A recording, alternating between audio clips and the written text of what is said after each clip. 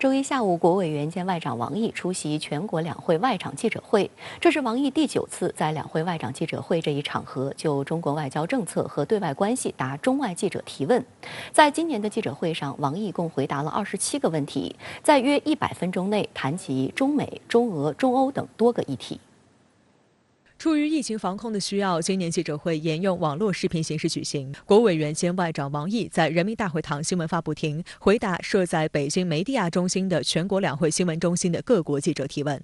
在致开场白时，王毅表示，对世界来说，今年又是一个充满挑战的年头。新冠疫情仍未彻底战胜，乌克兰危机又接踵而来，本来就充满不确定性的国际形势变得更加复杂动荡。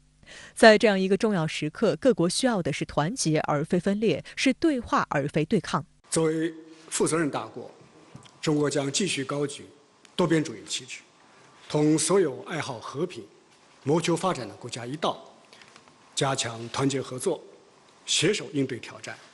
持续推动构建人类命运共同体，努力为世界开辟光明和美好的未来。 今年的记者会上，王毅共回答了27个中外记者提问，数量与去年相同，其中过半问题由外媒记者提问。在回答美国全国广播公司记者有关全面对华竞争已成为美两党共识，是否担心中美关系下一步会持续恶化的提问时，王毅表示，去年以来，习近平主席同拜登总统举行视频会晤并2次通话，双方在多个层级也开展了对话交往。我们注意到，美方领导人和一些高官相继表示。 美方不寻求新冷战，不寻求改变中国的体制，不寻求强化同盟关系反对中国，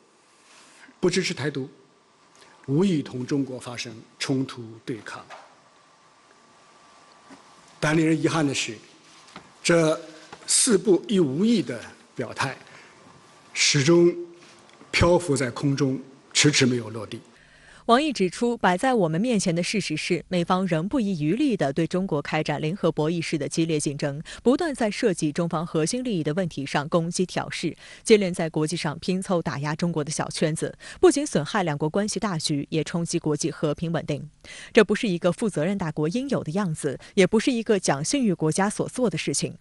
中国作为一个主权独立国家，我们完全有权利采取必要措施，坚定捍卫自身的正当利益。 中方认为，大国竞争不是时代主题，零和博弈不是正确选择。在一个相互依存的全球化时代，中美2个大国如何找到正确相处之道，既是人类社会没有遇到过的课题，也是2国必须共同解开的方程式。 王毅指，今年是上海公报发表50周年，回首历史，中美双方本着求同存异精神，以合作代替对抗，造福了2国人民，也促进了世界和平与繁荣。展望未来，双方应当重拾融冰初心，重整新装出发，用相互尊重、和平共处、合作共赢的3原则替代竞争、合作、对抗的3分法，推动美国对华政策重回理性务实的正轨，推动中美关系重回健康稳定的正道。我觉得今年这个王毅国委他向美国最重要的一点信息呢，就是拿中国的3原则。 替代美国的3分法，中美面临的这个一个新的时代，相互呢要互相的适应，各自的国家发展到新的时代的这样一种状态。中国提出的方案呢更加符合于未来，而美国那种方案呢又在重复着过去500年的所谓大国兴衰这个强者必霸，霸者必战的这种老路，而中国提出一个新路。那么王毅国委呢？ 通过今年的两会呢，明确释放了这样的信息希望呢美方能够听进去。上个月，美国发表了首份以白宫名义发布的印太战略报告，宣称200多年的历史表明，美国是一个印太力量，美国将坚定地将自己锚定在印太地区。 王毅直指，从强化5眼联盟到兜售4边机制，拼凑3边安全伙伴关系，收紧双边军事同盟，美国在亚太地区排出的5432阵势，带来的绝不是什么福音，而是搅乱地区和平稳定的祸水。印太战略的真正的目的是企图搞印太版的北约，维护的是以美国为主导的霸权体系，冲击的是以东盟为中心的区域合作架构。损害的是地区国家整体和长远利益。这股逆流同地区国家求和平、谋发展、促合作、图共赢的共同愿景背道而驰，注定是没有前途的。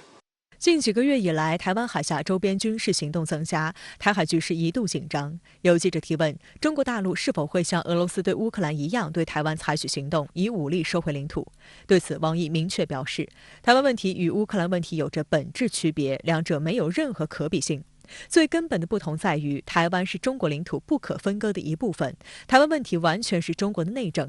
乌克兰问题则是俄罗斯和乌克兰两个国家之间的争端。我们看到有些人在乌克兰问题上反复强调主权的原则，但在台湾问题上却不断损害中国的主权和领土完整，这是赤裸裸的双重标准。台海局势面临紧张，根源在哪里？事实很清楚，就在于民进党当局拒不认同一个中国原则，而美国一些势力为了遏制中国的振兴，纵容鼓动台独势力发展，挑战和掏空一中原则，严重违反国际关系基本准则，严重破坏台海和平稳定，不仅会把台湾推向危险的境地，也将给美方带来难以承受的后果。王毅强调，海峡两岸历史同源，文化同根，同属一中。台湾的前途希望在于两岸关系和平发展，在于实现国家的统一，而不是依靠什么外部的空头支票。挟洋谋独没有出路，以台制华注定失败，台湾终将会回到祖国的怀抱。值得警惕的是，一段时间以来，日本也在台湾问题上随美国起舞，个别政客频繁发表涉台谬论。对此，王毅在回答有关中方如何看待新时代中日关系的提问时，给日方提出3点忠告，其中就希望日方重信守诺，维护好两国关系的政治基础。历史、台湾等重大敏感问题，事关中日的互信根基，根基不牢，地动山摇。希望日方在这些问题上恪守迄今所做的一系列郑重承诺，避免再给两国关系带来严重的冲击。今年也是南海各方行为宣言签署20周年，南海局势目前基本和平安宁，但外部势力妄图搅浑南海的贼心不死。王毅表示，20年来，中国与东盟各国共同落实宣言各项规定，保持了南海局势的总体稳定，应该充分肯定。我相信，域外的逆流掀不起南海的风浪，外部的干扰也挡不住地区合作的步伐。今年是王毅国委连续9年亮相全国两会外长记者会，整场记者会总共有27个问题，与去年持平。从提问涉及内容之广泛，可以看出中国大外交的全球布局。我在现场注意到，国际主流媒体、许多国家的官方媒体都来到了媒体亚中心。由于疫情防控的原因，许多外媒记者也是我们在外交部蓝天记者会上看到的老面孔。王毅国委对他们所有的提问都予以回答。这既体现了国际社会重视中国声音，也体现了中方的自信、包容与打破定力。相关话题来连线特约评论员刘和平。刘先生您好，对于外交部长王毅在两会记者会上回答彭博社记者有关台湾问题的提问，您作何解读？我注意到王毅花了主要的篇幅阐述了乌克兰问题与台湾问题是两个完全不同的问题，前者是俄乌两个主权国家之间的冲突，后者是一个主权国家，也就是中国的内部事务，两者根本没有可比性。同时，王毅还敦促西方国家在乌克兰问题上与台湾问题上保持原则立场与思维逻辑的一贯性，不能在乌克兰问题上强调主权原则，但在台湾问题上却不断损害中国的主权和领土完整。而在回答中国大陆是否会像俄罗斯对乌克兰一样对台湾采取行动，以武力收回领土这个敏感问题时，王毅看上去似乎是把这个问题给回避过去了，但在事实上，我认为他是回答了。这不仅体现在王毅警告民进党当局大搞两个中国和一中一台，到头来必将葬送台湾的未来上，以及体现在王毅警告美国纵容鼓动台独势力发展，会把台湾推向危险的境地上。而且更为关心的是，王毅还说了，台湾的前途希望在于两岸和平发展，在于实现国家的统一，而不是依靠什么外部的空头支票。而在我看来，所谓外部的空头支票这几个字可圈可点，这实际上是在提醒甚至是警告蔡英文当局，有样没样看看世上，要从当前美国对乌克兰的所谓支持最终引发俄乌冲突这件事情上吸取深刻的教训。这个教训就是在乌克兰加入北约问题上，以美国为首的西方国家一直在给乌克兰人民若有若无的希望，最终刺激乌克兰当局通过公投的方式把加入北约写入了乌克兰宪法，并最终使得俄乌局势走到了今天这样一种万劫不复的境地。我想作为外交部长，王毅的话也只能点到为止了，剩下的就只能是靠蔡英文当局与美方自己去琢磨与反思了。那您觉得王毅今天记者会上针对其他问题的回答，又会对接下来的台海局势有些什么样的启示？我注意到在今天的记者会上，真正涉及到台海问题的只有一个，也就是彭博社记者提的那个问题。但是我认为今天王毅记者会上所透露出来的主基调，还是对未来的台海局势发展有着相当大的启示和借鉴意义的。我认为王毅今天的主基调其实就是两个字：和平，也就是高举中国和平与世界和平的大旗，在为人类的和平合作与发展鼓与呼。包括作为负责任的大国，中国将继续高举多边主义旗帜，同所有爱好和平谋求发展的国家一道，加强团结合作，携手应对挑战，持续推动构建人类命运共同体，努力为世界开辟光明和美好的未来等等。很显然，我认为在当前俄乌冲突给世界局势带来巨大震荡的这个节骨眼上，王毅在这次记者会上和风劲吹，不仅非常具有针对性和现实性，而且明显是受到了这次俄乌冲突的影响和启发。它让我们进一步认识到了过去40多年中国之所以能够取得如此骄人的成就，综合国力蒸蒸日上，人们生活水平不断提高，除了得益于我们的主动改革红利与中国的人口红利之外，更为关键性的还是得益于和平红利。这个和平红利不仅仅指的是世界和平发展的大趋势，更包括中国自身对于世界和平发展大趋势的准确判断以及珍惜与把握。其中一个典型表现就是过去40年中，中国没有打过仗，既没有内战也没有外战，这是过去100-200年以来极其难得与罕见的。而和平久了，太平日子过久了，就很容易让很多人认为和平与太平是必然与理所应当的，不懂得珍惜与维护。一旦我们把今天的和平生活当作理所当然的东西，你就很容易失去它。一旦失去和平红利，就意味着我们的中国的现代化进程将会再次被战争打断。这才是我们中国最大的国家利益所在，也是老百姓的最大利益所在。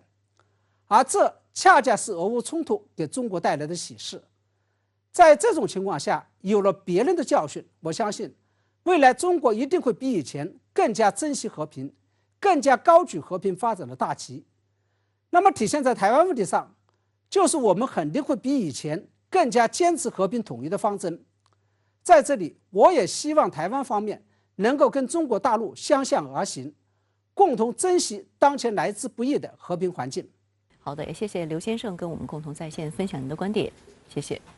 深圳卫视记者连续第4年获全国两会外长记者会提问机会，聚焦开放合作。针对中国同南太岛国关系，王毅在回答深圳卫视提问时表示，中国对南太岛国有一份特别的关注和支持，高质量共建“一带一路”，持续提供不附加政治条件的经济技术援助。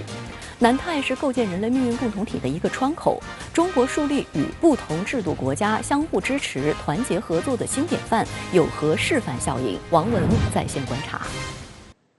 在今年的全国两会外长记者会上，深圳卫视驻京记者唐平获得提问机会，就有关中国同南太岛国的关系前景提问王毅国委。这是深圳卫视记者连续4年在外长记者会上提问。深圳卫视也是今天唯一一个获得提问机会的中国内地地方媒体。谢谢王国伟，我是深圳卫视直新闻的记者。我们看到中国同南太平洋岛国的关系不断深入，特别是在汤加、基里巴斯等国遭遇火山灾害和新冠疫情影响时，中国都是第一时间伸出援手。考虑到有些国家持续干扰破坏中国同南太岛国的关系，您对中国同南太岛国关系前景有何看法？谢谢。中国外交历来坚持大小国家一律平等，因此，对于南太平洋国家这样的小岛屿国家，我们一直有着一份特别的关注和支持。我们愿意同南太国家互尊互信、平等相待，支持南太国家坚定走符合自身国情的发展道路。我们也愿意同南太国家互帮互助，共赢挑战。“一带一路”为中国与南太国家的合作开辟了新通路。王毅重申，我们愿继续同南太国家互学互鉴，合作共赢。高质量共建“一带一路”，持续提供不附加政治条件的经济技术援助。中国太平洋岛国应急物资储备库已经启用了，应对气候变化合作中心还有减贫与发展合作中心即将建成。王毅表示，中国认同南太国家互尊互信、平等相待，支持南太国家坚定走符合自身国情的发展道路。中国始终是南太国家可以信赖的好朋友，愿共同打造不同大小、不同制度国家相互支持、团结合作的新典范。南太呢，在我们看来好像很远，实际上南太它的地理位置非常重要，它是全世界海洋面积最大、经纬度跨度最大。以及在应对气候变化中这个反应最为直接的这样一块区域，所以南太区域如何治理好，直接反映了全球治理的未来。那么，中国深度参与了南太平洋区域的合作，实际上是为全球治理的进一步改善发挥中国的力量。事实上，南太国家历史上长期受到西方在政治、经济和军事领域的控制，这些国家的发展受到极大制约。南太国家因而提出北望战略，希望获得更大的发展机遇。20世纪70年代以来，中国陆续同8个太平洋岛国建立外交关系，中国和南太国家的友好合作关系发展进入了快车道。2014年，习近平访问斐济并会晤太平洋建交8国领导人后，中国与太平洋岛国的关系定位提升为战略伙伴关系。南太多国元首当时在接受深圳卫视记者采访时，高度评价与中国的关系。The reality is that China is a very major development partner of the region. I'm happy with the way China is helping us in the Cook Islands. There's quite a few projects that China has been involved with, and they've done an excellent job. It's to build up our infrastructures, and I guess with China, it's becoming a leading power in economic development. And I think we have a lot to learn, but also we are able to go forward to build our infrastructure, and what we need is only possible because of the help from China. 中国向南太国家展现风雨同舟的命运共同体精神。新冠疫情以来，中国向多个南太国家雪中送炭，援助了多批抗疫物资。去年1月15号，汤加遭受火山海啸灾情，损失惨重。中国火速驰援，是全球首个向汤提供应急物资的国家。通过军机、军舰等方式，累计向汤提供包括移动板房、拖拉机、发电机、水泵、净水器、应急食品、防疫物资在内，超过1400吨救灾物资。中国走向南太地区也是一个双赢的过程。对于中国来讲，让中国人、中国利益能够更好的全球化。那么对南太地区来讲，他们也不再仅仅是西方国家的附庸，也不是西方国家这个跑马圈地的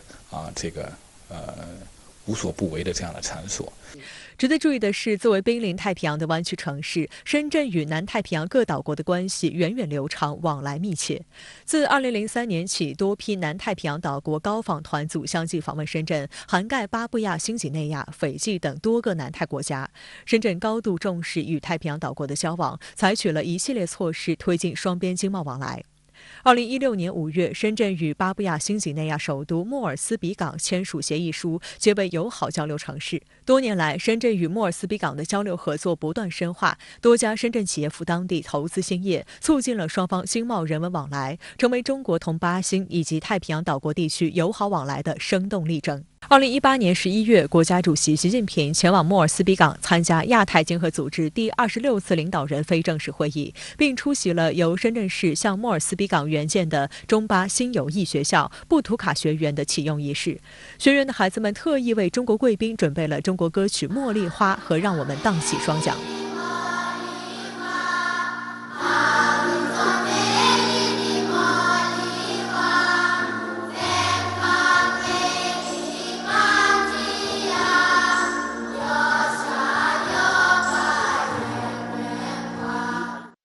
I'm feeling nice to stay inside my school because it's really nice and it's really amazing. 感谢春春。熟了以后呢，这些小朋友们都喜欢吃糖嘛，吃糖我就准备那点糖，随时都跟他们做这个交流互动。然后久而久之，在周围社区啊，这个有一个糖果叔叔的一个称谓啊，我也觉得这个心里非常高兴。当时在巴新，王毅也接受了深圳卫视特派记者的独家采访。那么各方在互联互通，在经济体化，那么在包容性发展方面都达成了很多的共识。值得指出的是，今年的外长记者会上，深圳卫视是唯一向王毅提问的地方媒体，这也是深圳卫视连续第4年在全国两会外长记者会上提问。此前几年的提问分别涉及领事服务、与东盟关系以及中国入世20周年等方面。梳理这些问题，就会发现我们的提问主题词是开放与合作，这与深圳这座城市的气质也是非常符合的。在深圳卫视长期直击大国外交现场的报道中，王毅也曾在多个场合接受了独家采访。2019年8月，出席东盟系列外长会的王毅在泰国曼谷回应了深圳卫视有关美国宣布对中国商品加征关税的提问。该回应第一时间得到了彭博社、CNN 等国际媒体的广泛转载，及时向世界传递中方立场。对于美国最新的贸易举动，您有什么回应吗？中方有什么回应？加征关税肯定不是解决经贸摩擦的一个建设性的方法，不是个正确的方法。去年7月3号，在出席第9届世界和平论坛时，王毅霸气回应深圳卫视记者有关中美会否恢复对话的提问，就一度冲上微博热搜。我想问一个问题，中美高层今年会有接触吗？我们当然希望恢复对话，但是要看美国有没有诚意。乌克兰局势也受到记者们的高度关注。在本次两会外长记者会上，相关问题有6个。事实上，中方在乌克兰局势上的立场一直很清晰，也很坚定，那就是必须坚持联合国宪章宗旨和原则，尊重和保障各国的主权和领土完整，照顾当事方合理安全关切，通过对话谈判解决争端。中方愿在需要时与国际社会一道开展必要的斡旋。在谈及撤侨问题时，王毅表示：“你的身边有我们，你的背后是祖国。”对于路透社提问中方为何尚未将此描述为入侵，中方是否能做更多努力帮助解决冲突，王毅再次阐明中方立场，并就化解乌克兰危机提出4点主张。中方认为，要化解当前的危机，必须坚持联合国宪章宗旨和原则，尊重和保障各国的主权和领土完整。必须坚持安全不可分割的原则，照顾当事方的合理安全关切。必须坚持通过对话谈判，以和平方式解决争端。必须着眼地区长治久安，构建均衡、有效、可持续的欧洲安全机制。王毅表示，冰冻3尺非一日之寒。乌克兰局势发展到今天，原因错综复杂，解决复杂问题需要的是冷静和理性，而不是火上浇油激化矛盾。当前国际社会应聚焦劝和促谈和防止出现大规模人道主义危机两大问题继续努力。王毅还介绍，中方在劝和促谈方面也做了一些工作，一直同各方保持密切沟通。冲突发生第2天，习近平主席应约同普京总统通话的时候，就提出我们愿意看到俄乌双方尽早和谈。普京总统也做出了积极的回应。中方认为，形势越紧，和谈越不能停止；分歧越大，越需要坐下来谈判。中方愿意继续为劝和促谈发挥建设性作用，也愿意在需要的时候，同国际社会一道开展必要的斡旋。此外，就防止乌克兰出现大规模人道主义危机，提出6点倡议。中方愿为克服人道主义危机继续做出自己的努力。我愿在此宣布中国红十字会将尽快向乌克兰提供一批紧急人道主义物资援助。在回答有关从乌克兰撤侨问题时，王毅介绍，随着现地局势不断紧张升级，党中央、国务院高度牵挂每一位在乌同胞的安危。习近平总书记亲自关心，多次过问，要求全力确保中国公民的安全。王毅表示，在组织中国公民避难和撤离过程中，乌克兰政府和社会各界给予了友好协助。俄罗斯、摩尔多瓦、罗马尼亚、波兰、匈牙利、斯洛伐克、白俄罗斯等国也提供宝贵支持，体现了对中国人民的深厚情谊。截至周日下午，已有2批次，共4架接返自乌克兰撤离中国公民的临时航班先后安全回到国内。有一位网友留言表示，我们并不是生活在一个和平的世界，但很幸运有一个和平的祖国。外交为民永远在路上，我们愿继续用行动告诉每一位海外同胞，无论什么时刻，无论身处何方，你的身边有我们，你的背后是祖国。针对有记者问及对国际社会担忧世界再次面临分裂对抗、形成新冷战的看法，王毅表示，个别大国为了维护霸权地位，重拾冷战思维，制造阵营对立，进一步加剧了动荡与分裂，让本来就问题缠身的世界雪上加霜。面对动荡变革的世界，中国始终代表着稳定性和正能量，始终站在一时前进的正确方向上。我们将继续胸怀天下，担当尽责，坚定不移地高举和平、发展、合作、共赢的旗帜。就乌克兰局势如何影响中俄关系的进一步发展，王毅表示，中国和俄罗斯是联合国安理会常任理事国，是彼此最重要的紧密邻邦和战略伙伴。中俄关系作为世界上最关键的双边关系之一，不仅给2国人民带来利益和福祉，也有利于世界的和平、稳定与发展。我愿强调指出，中俄关系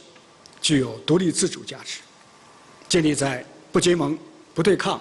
不针对第三方基础之上，更不受第三方的干扰和挑拨。这既是对历史经验的总结，也是对国际关系的创新。不管国际风云如何险恶，中俄双方都将保持战略定力，将新时代全面战略协作伙伴关系不断推向前进。西班牙官方通讯社埃菲社记者的问题聚焦在中俄关系以及乌克兰危机是否会影响中国同欧洲的关系。对此，王毅回应称，中欧和中俄关系完全是2个问题。当然，我们看到还是有些势力，他们并不愿意看到中欧关系稳定发展，编造了所谓中国威胁，炒作对华竞争，鼓吹制度性对手，甚至挑起制裁和对抗。我希望中欧双方都对此予以高度警惕。同时，我们也希望欧洲能够形成更为独立、客观的对华认知，奉行务实积极的对华政策，共同反对制造新冷战，共同维护和践行真正的多边主义。需要指出的是，中方并非乌克兰危机的当事方，但当地华人华侨不少，中国企业和中国人在当地的利益必须得到保护。围绕乌克兰局势，中国领导人、外交部驻联合国代表等此前已先后多次阐明中方立场。中方希望构建均衡、有效、可持续的欧洲安全机制，这对中欧都有利。观察指出，乌克兰局势发展至今，再次反映出中方长期坚持的国际安全与国际秩序理念的关键意义。乌克兰危机发生以来，中方作为联合国安理会常任理事国，一直在为劝和促谈发挥建设性作用。这次王毅提出化解乌克兰危机的4点主张，并表示愿在需要时与国际社会一道开展必要的斡旋，受到外界高度关注。分析指出，美西方动辄制裁无异于局势降温，而中方的立场的着眼点是建设性。西方这些年一直对各个国家搞制裁，对伊朗搞过，对朝鲜搞过，但实际上都没有解决问题。那么相反，中方这种劝和促谈的态度，那么为双方有关的各个方面俄乌的双方来搭建对话的渠道平台，我想这个是最重要的。相关话题来连线特约评论员管瑶，管先生您好。今天的两会记者会是全球焦点，国委员兼外交部长王毅就中国外交政策和对外关系回答中外记者提问，您对此有何观察？当大国博弈越发的紧张，当全球性的危机挑战越发的严峻，对确定性、对和平发展乃至对中国方案和中国理念的需求，也就越发会上升为全世界的战略刚需。那么，这是这一场记者会格外吸引外部关注的舆情民意的基础。这场记者会呢，历时100分钟，王毅回答了国内外记者的27个问题，涉及全方位大国外交的各个面向，可以说对人类世界和地缘政治版图大致做到了全覆盖。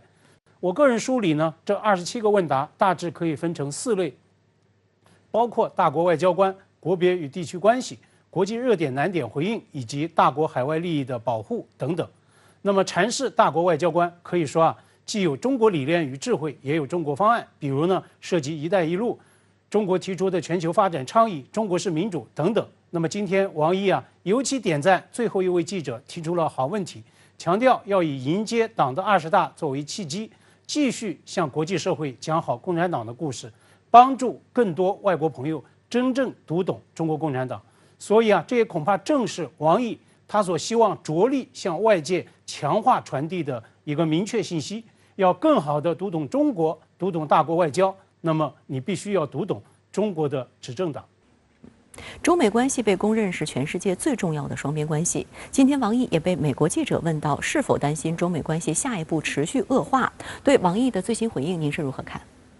中美关系会不会持续恶化？全世界最重要的双边关系能不能实现探底？可以说呢，这是关乎全球共同利益的核心议程，也是重大关切。那么，值此大国博弈日趋激烈，世界进入到新的动荡变革期之际，中美关系会不会全面滑向美国不少战略学者他们所鼓吹的新冷战？这呢是外界对中美关系走向、对大国博弈激化的一个最大的不安。那么，如果这一悲观预期最终走向西方媒体经常说的所谓自我实现，那么世界将会愈加的动荡，风险挑战呢也将会进一步的上升。我也注意到今天王毅在整场记者会上2度提到新冷战，一次呢是指出美方明确表态不寻求新冷战，一次是在谈到中欧关系时，希望欧洲能够形成更为独立客观的对华认知，奉行务实积极的对华政策，共同反对制造新冷战。那么中文语境中的美西方，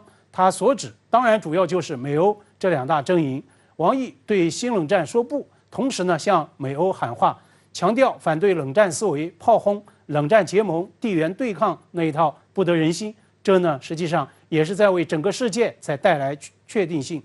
那么把脉中美关系，王毅很形象、很有创造性的提炼了一串数字。美方领导人和一些个高官相继做出4不一无意的表态，也就是呢，不寻求改变中国体制，不寻求强化同盟关系，反对中国，不寻求新冷战，不支持台独，无意同中国发生冲突对抗等等。那么这些话始终飘在空中。其实中美关系的厉害所在，甚至是红线所在，那么就在这4不一无意中。比如呢，涉台问题；又如呢，美方口口声声不搞制华同盟，但是呢，在美方所谓印太大战略中，摆出的却是今天王毅所批评的5432阵势，也就是五眼联盟、Quad 4方机制、AUKUS 美英澳3边核潜艇同盟，以及美国在区内搞的一个个双边军事同盟等等。那么这也是今天为什么王毅会火力全开炮轰印太战略的这个原因所在。那么在去年一次会议上，王毅实际上有更加犀利的表达。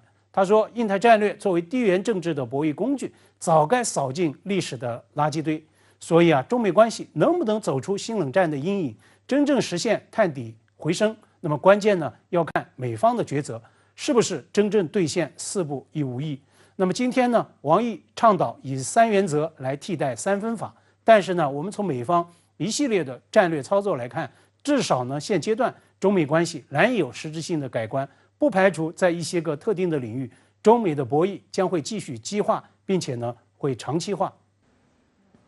俄乌冲突现在是国际热点，王毅的表态传递了哪些信息呢？王毅今天说，乌克兰局势是国际社会当前最关心的问题。那么今天记者会上，实际上也有多个问题都是在围绕乌局势以及它背后的大国博弈展开的。那么就在乌同胞的安全撤离问题，今天王毅做出了掷地有声的大国表态。我们愿继续用行动告诉每一位海外同胞，无论什么时候，无论身处何方，你的身边有我们，你的背后是祖国。那么领事保护是大国外交的重要议程，危难危机时刻，我们的外交官总是挺身而出。而随着中国日益走向世界舞台的中央，我们可以动用的资源和能力都在持续的强化。乌克兰正在发生的同胞避难撤离和安全避险，再次见证了这一点。那么就化解俄乌冲突，今天王毅重申了中方立场，提出4个必须：必须保障各国主权和领土完整，必须坚持安全不可分割原则，必须坚持对话谈判和平解决冲突，必须构建欧洲安全机制等等。那这其中的2大核心，无疑是乌克兰的主权和领土完整，以及俄罗斯的安全关切。那么俄乌局势当务之急，王毅也提出要聚焦2大问题。第一是劝和促谈，王毅明确表态，中方愿意发挥建设性的作用，在需要时同国际社会一道开展必要的斡旋。注意，是同国际社会一道，是要形成国际的合力，而不是像欧洲方面此前所一再渲染的，现在能够同时斡旋俄乌2国的唯有中国一国。第二，防止出现大规模的人道主义危机，王毅也宣布将会向乌克兰提供紧急的人道物资援助。俄乌第3轮会谈即将展开，我们期待能够取得进展，俄乌能够实现停火乃至最终的停战。好的，也谢谢管先生跟我们共同在线分享您的观点，谢谢。作为世界观察中国发展趋势的重要窗口，今年的中国两会有哪些议程备受瞩目？外眼又关注什么？深圳卫视直播港澳台特别策划《外眼看两会》，第3期嘉宾是丝绸之路国际总商会执行主席、中国人民大学重阳金融研究院外籍高级研究员让盖卡里埃。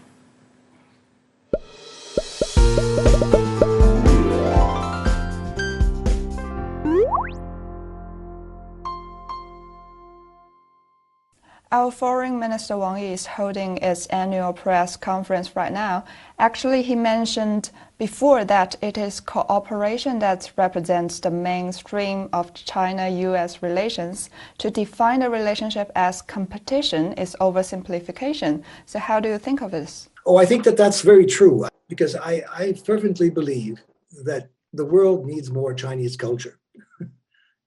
And by that I mean the Chinese way of looking at daily life and how you deal with living and with developing your economy and so forth, based more on cooperation than on trying to undermine each other and trying to throw tariffs and sanctions at each other and so forth. And I think all of us in the world will benefit from more of that sort of attitude being influential in the world. And so in that sense, the notion of competition is always going to be there and so forth. But I think cooperation, absolutely. 卡里埃目前正在瑞士，他观察到，当欧洲大陆的人民正在担忧一场战争的时候，中国正在讨论经济发展、应对气候变化等人类所面临的现实问题。这样的鲜明对比让他感触良多。And when I follow what Li Keqiang has said, what the People's Congress is discussing,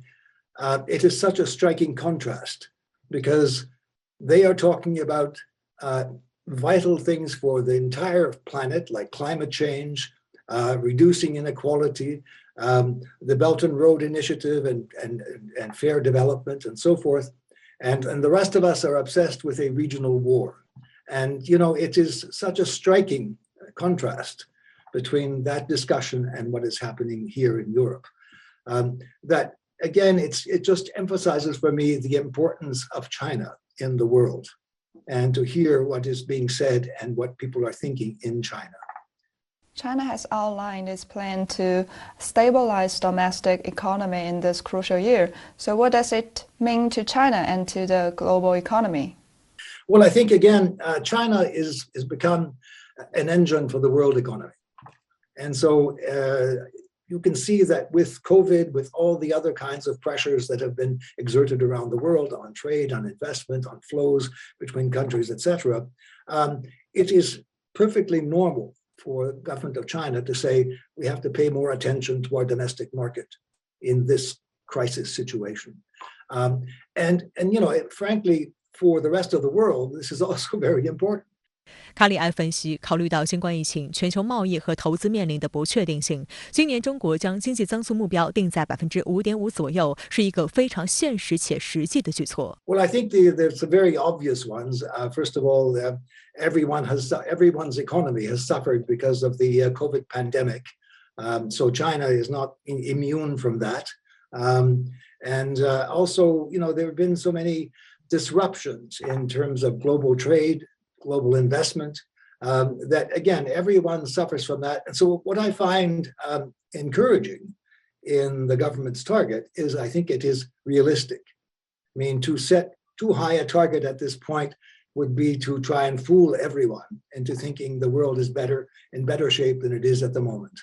I noticed that you said the target is realistic and practical. And in order to achieve this target, what does China need to do? You know,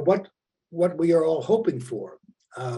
is that China will re-engage with the international community, will in fact promote more trade and investment in the world. And you see good signs of this. I mean,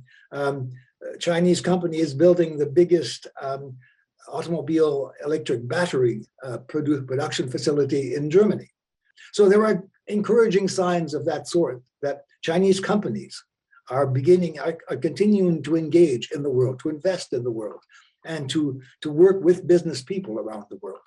And that, I think, is a key to Chinese development. 欢迎回来。香港第5波疫情持续，随着内地援港措施不断落实，香港社会也凝聚共识，齐心抗疫。香港义工联盟社会事务基金周一开始发起抗疫爱心包快闪派发活动，鼓励市民注射疫苗。香港特区政府周日对内地捐赠物资和款项支持香港抗疫表示衷心感谢。香港方面也强调，将确保物资能尽快供港做防疫抗疫之用，以全力应对疫情。在香港疫情较为严峻的屯门和沙田区，深圳卫视记者在疫苗接种中心看到抗疫爱心包被陆续派送给接种疫苗的市民，每人获赠5盒快速抗原測試套裝。每一個愛心包呢，我哋都係會有5盒嗰個測試劑喺度嘅。咁呢5份嘅測試劑呢，就俾佢哋拎翻屋企。今次主要個活動係希望佢哋增加佢哋嘅信心嚟呢度打嗰個疫苗。香港義工聯盟社會事務基金組織的這次快閃活動，計劃在香港各區派發1萬份抗疫愛心包。范榮章在活動中感謝中央想港人所想及港人所急，在特區政府向中央提出求助後，馬上派救援人員、車隊、醫療物資等赴港，是國家生命至上、人民至上理念的體現。范榮章進一步指出，香港義工聯盟社會事務基金作為社會福利組織，必定全力配合特區政府一同抗疫，將物資及中央對香港的關愛送達到基層社區市民手中。覺得好大幫助，因為香港呢根本上呢就嗰個啲人力唔夠啊，但係可以喺中央度頂，因為中央係我哋祖國嚟㗎嘛，你調動人翻落嚟幫下手。睇下香港啲疫情快啲過啊！呢次好多謝即係國內嘅即係派啲物資我哋救濟香港啦。香港社會也凝聚力量，齊心抗疫。全港社區抗疫連線周一與香港義工聯盟發起成立全港抗疫義工同盟，呼籲集合志願者之力，配合特區政府抗擊疫情。病毒當前，特區政府以香港市民嘅生命安全同埋健康為首位。不斷強化措施，動員社會各界嘅力量，齊心抗疫。李家超也再次指出，香港正面对史无前例的艰巨挑战。他代表特区政府感谢中央大力支援防疫抗疫工作。香港特区政府商务及经济发展局周日透露，内地各种医疗物资正陆续分批运抵香港。据悉，香港医疗物资保障工作小组至今已接收超过2300万个快速抗原测试包，除部分预留做全民强制检测之用，其中超过1200万个测试包已通过相关部门及全港社区抗疫连线派发予各区市民指定高风险及特定群组。